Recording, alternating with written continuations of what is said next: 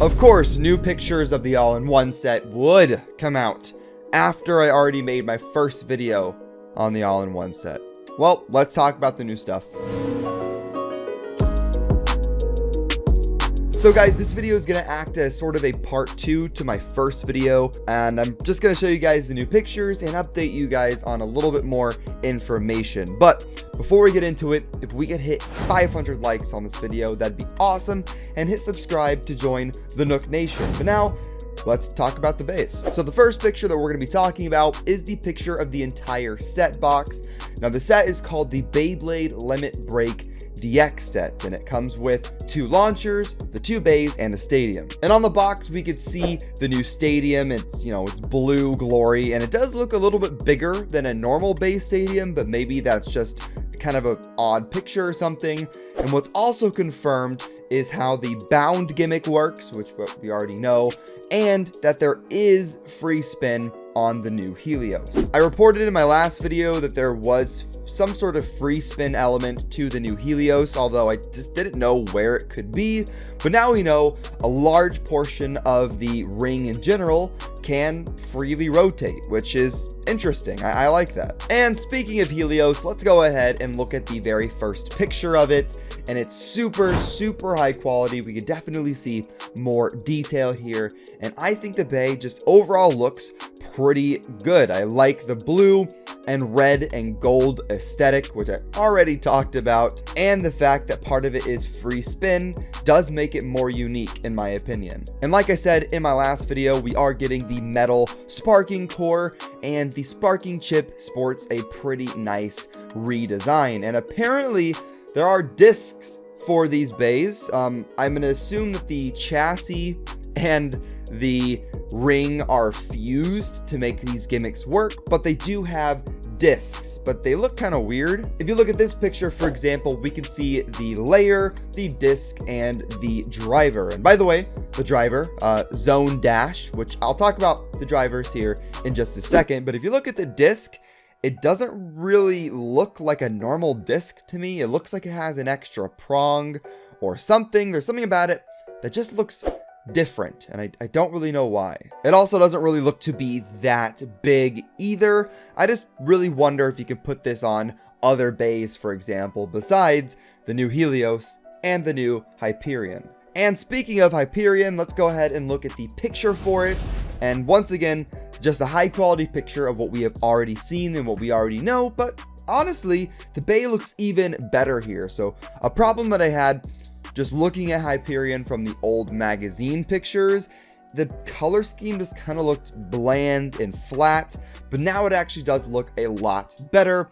The bound parts especially, you have the blue, and you also have this sort of translucent-ish orange color as well, and I definitely like the bay more after seeing this higher quality picture. Now I really cannot decide if I like Hyperion Burn or Helios Volcano more, which, by the way, apparently that's how you say the names. They're not Burn Hyperion, it's Hyperion Burn. Okay. So now let's go back to the drivers. So the driver situation is interesting because we are getting a Zone Dash and an Exceed Dash. Apparently the drivers have sort of attachments to them, so that's why we see Zone Dash plus Z and Exceed Dash plus X. We're gonna see more of that and how that works out in the future, probably in the next couple of weeks, whenever Sakura Tomy makes their full reveal video for this set. I have no idea. We're just gonna have to wait and see. And for the last 2 pictures for the set, we have the brand new launchers, or the revised launchers. For the right spin launcher, we have this kind of red and orange color, which I really like, although I definitely do not like it as much as the left spin launcher, which is a white and blue. I don't actually have a sparking left spin launcher yet. I was not able to pick it up, and I was not wanting to spend like 50 bucks on one either. So now I'm gonna be getting one, and a really cool sculler scheme. I was gonna say sculler scheme. And now I'm gonna be able to get one in a nice color scheme that definitely kind of reminds me of El Drago. Whenever there's a white launcher, I think El Drago. Right now the set is on Amazon JP for 7,500 yen plus like for me, 4,500 yen in shipping, which brings a total over $100, and that definitely hurts the soul. The stock for Amazon JP, though, I'm sure is going to sell out extremely quickly. So if you guys want to get it somewhere else, I recommend Mall of Toys. I have a link in the description down below that you can click on, and whenever the pre-orders become available, if you use that link, it'll help me out, and you also use a code for 10% off your first order. Now we're going to go ahead and cover the new random booster that's coming out just later this month. Now I've already covered this pretty well before, but now we have really good pictures of it, so let's talk about them really quick. If you don't know, this random booster is for Infinite Achilles, and we saw Infinite Achilles a while ago in the anime at this point, and World Spriggan we saw pretty recently, and that is because rumor is the releases for World Spriggan and Infinite Achilles swapped, but that doesn't really matter anymore since they're both about to come out. So to look at the bays that come in this random booster, the first one is a Super Satan, and I like the blue. I really just hope that we get more color variations of the sparking parts, and for the next random boosters that come out, we don't get too many re-releases of Cho-Z and GT stuff, which is kind of what we've been getting. So yeah, blue Super Satan, I like it a lot. The next one, we have a purple Ace Dragon with the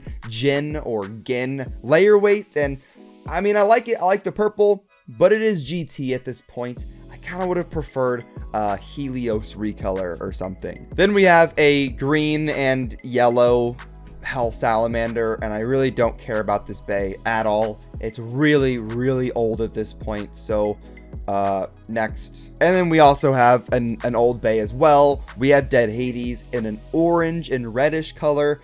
I would have liked it more if it was like a deep red or something, but it's orange, and that's okay as well. But I definitely like it less than I did when we first kind of got a glimpse at what these bays look like. But now we can move on to the actual like really good parts of this random booster. We have two remakes. We have a Drigger V, and I've said this before, I'm not the biggest fan of the plastic remakes. I don't really have any nostalgia for them. So a yellow Drigger V and a silver Dragoon V. It doesn't look white. It looks like it has a bit of a silver look to it, which I think would be a little bit cooler because we already have a white Dragoon V in the set. And then our two kind of main prizes are the regular and black Achilles, each one coming with its different mode change, whether that is the infinite shield or the infinite sword mode. And I said this in my first video talking about the random booster,